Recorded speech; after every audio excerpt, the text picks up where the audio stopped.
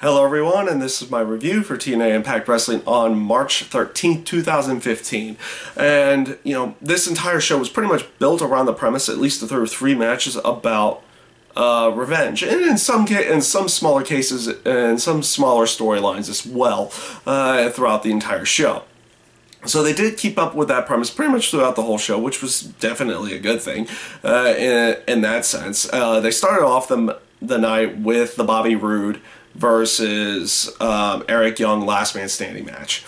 And I'll go off and say this was a fun last man standing match. I thoroughly enjoyed it. I even from beginning to end, it was a fun, enjoyable last man standing type match in here. And the only problem I see with the match itself was mainly they could have taken another week to build this up a little bit more to make it seem even more important, because it felt like they just kind of threw the last man standing thing in there almost at the last minute. I think they said something at the end of the show the week before, but you didn't really get that feeling that was where they were going to go with their storyline feud. It would have been nice to have seen a promo of some kind between the two of them to set up for the last man standing match, and honestly you didn't really get to see that at any point in time. But like I said before, overall fun match. Always enjoyed Bobby Roode's work. This is another instance of that where it's a fun and enjoyable match to watch. The Drew Galloway BDC storyline.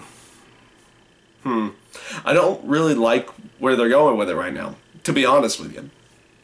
Only because, out of nowhere, and I know it was all for, I know in the storyline stuff it was all for setting up low-key, getting his vengeance on Drew Galloway for hitting him in the head with a pipe. But, having him, they could have set that up with, a match with Samoa Joe or a match with Low Ki. Why are they giving him a match with the leader of the BDC right off the bat? He had his match with Kenny King, and now he has a match with MVP. They needed to hold that match off for a little while, for a one-on-one sense. Just because it would garner more importance towards their type of match. I've liked Drew Galloway's promos coming into TNA. They've been relatively good and somewhat enjoyable to watch. It seems like he's actually having a little bit of fun with what he is doing, and he's not being forced into what he's saying. So, overall the promo was fun. Was a pretty good one, but like I said, why are they putting him in a match right away with MVP? That should have been down the road somewhere. They could have done something with Samoa Joe or Low Ki this week, and they could have still gotten that same result. But they did what they did. I thought it was kind of out there and not nearly necessary for them to go in that route, but that was the way they decided to go with it this week. It was like they also had another sub storyline with Brooke Tessmacher and Robbie E. basically having the intergender match.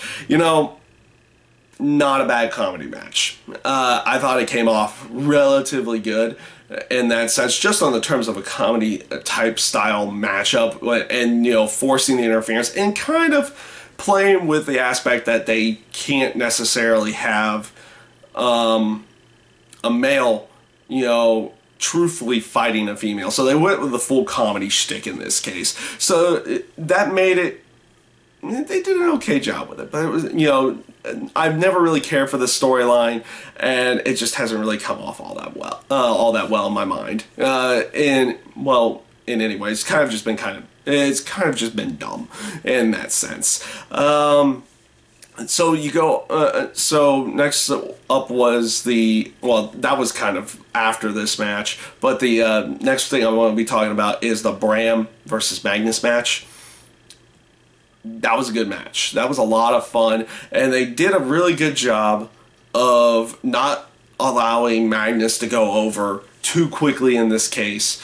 And automatically getting a victory upon his return. I like the DQ finish in this case. It leads for more time for them to build more story and to build other matches into to incorporate into in this case. The match itself was actually a lot of fun. To watch as well. You got a good sense of where Magnus's character is going, at least against Bram, in the terms of his the revenge he's trying to get, and it did come off really well. And I like the spot at the end of the segment where, you know, Bram forces him to kiss his foot because he's got his soon to be wife, Mickie James, trapped in there, and that was the only way to get her out of that situation. I liked where they went with this because, like I said, it can continue on this storyline, and you can have a lot more matches in there. You can play off those angles to garner more emotion and more and have Magnus have a little bit more rage going into more matches with Bram into the future. So overall, that was a relatively good one as well. So this leads into what the main event of the night was, and that was the EC3 Rockstar Spud, the hair versus hair match. And you know, before the match, and this is probably because they were kind of, you know, forced into doing so, they did the whole viewer discretion of eyes thing and everything like that. So you're expecting blood or something, and that's what you did get. And the only problem I had during this match was, if they're going to emphasize the whole aspect of the blood by doing the black and white later on to cover up everything, do it for the whole match, not for the you know, match leading. Not for the entire match where it leads into Rockstar Spud getting busted open, but, you know, after it happens, do the rest of the match in black and white. That would have, the switching between color and black and white, it kind of became distracting during the match. Now, the match itself was a lot of fun. I liked every aspect that they went with this. You had, of course, EC3 playing the tyrannical type heel where he's in complete control, and all the times that Rockstar Spud had to try to convey a comeback into the match, almost winning the match at points, the little bit of interference from Tyrus, a little bit of interference from Mr. Anderson. It played off really well, and of course leading into EC3 actually winning the match.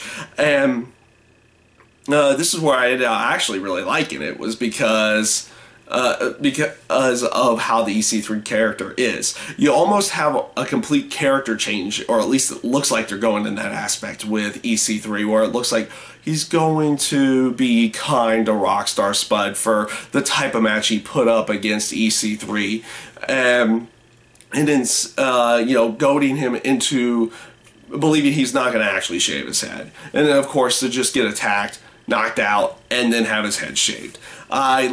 I actually like this one. I've said it in the past, I like the EC3 character as it is. Just on the terms of, he makes you want to hate him. And that's what a perfect heel does. He makes you want to hate him. And that's what EC3 does, and he does it again in this case.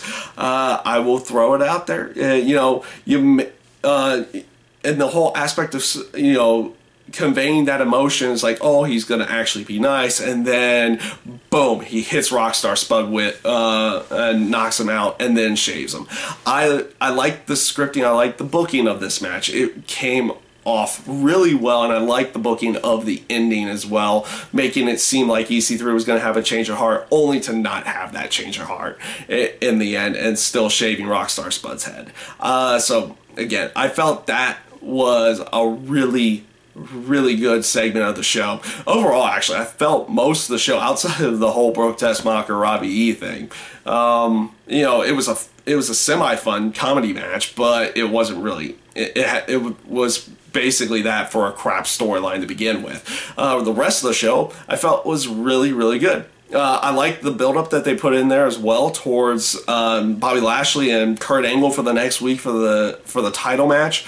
You know, they did a really good job of building those promos into getting, you know, everything behind these two going into this match. And they did it's one of those times in some cases that very rarely, they did a really good job setting up this match and making some people who are going to be watching looking forward to it. So that's what you'll be getting next week. You'll have the not the Bobby Roode, but you'll have the Bobby Lashley, Kurt Angle world title match. It should be an interesting, fun show. I want to see how they book that match to begin with. Hopefully they don't book it in one of those ways where it's just a ton of interference and everything in that aspect. So we'll see where they go with that. We'll see where they go with the Bram and Magnus storyline here in the future. More than likely, unless they decide to do continue it, looks like that would probably be the end of the Eric Young and Bobby Roode storyline as well. So, and that obviously with the way they did the ECIII Rockstar Spud match, that was pretty much the ending of that feud to go along with it. So overall, like I said, this was a relatively good TNA Impact, a lot better than the last couple weeks. It was very, very enjoyable. And that's my review this week for TNA Impact Wrestling, and I thank you guys for watching.